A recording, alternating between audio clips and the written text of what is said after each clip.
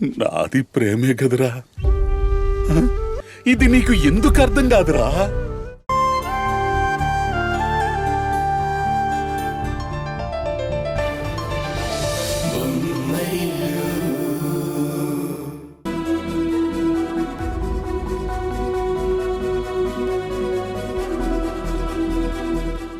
గ్రహదోషం వల్ల తప్పు చేసిన నీ భర్త మళ్ళీ ఏ గ్రహదోష పీడన లేకుండా అతను బ్రతికి ఉండాలంటే ఇంకో 3 నెలలు నువ్వు నీ భర్తకు దూరంగా ఉండాలి.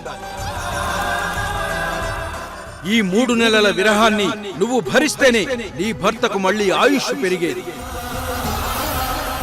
అందుకే నీ భర్తను నువ్వు రక్షించుకోవాలంటే నీ మనసుని నువ్వు శిక్షించుకోక తప్పదు.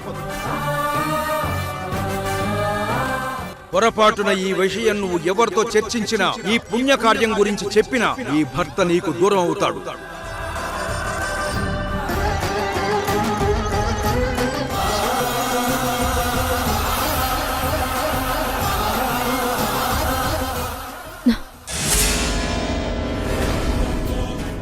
ఏమైంది? చూడండి, మీరు నన్ను వదిలి ఇక్కడి నుంచి బయటకు వెళ్ళడం మంచిది.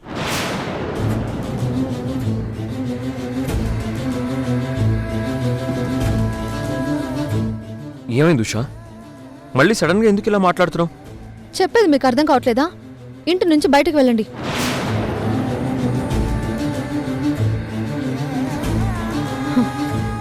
మీరు ఇక్కడి నుంచి వెళ్ళకపోతే ఈసారి నేను నిజంగానే చనిపోతాను.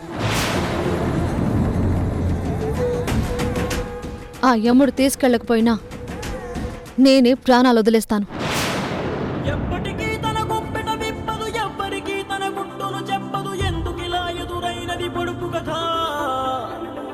తప్పుకునేందుకు దారిని ఇవ్వదు, తప్పు అనేందుకు కారణం ఉండదు, చిక్కులలో పడడం తనకేం సరదా.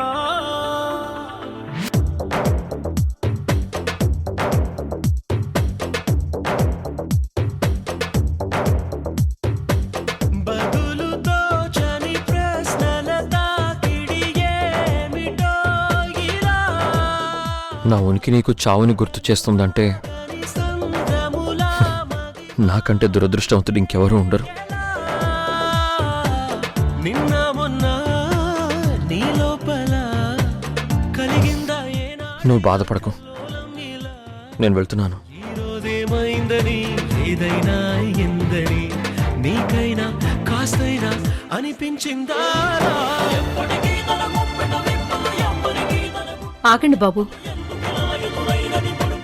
ఎక్కడికి వెళ్తున్నారు?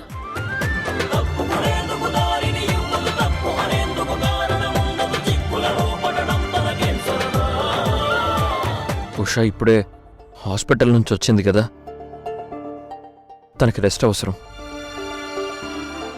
అందుకే తనను వదిలేసి నేను ఒంటరిగా వెళ్తున్నాను.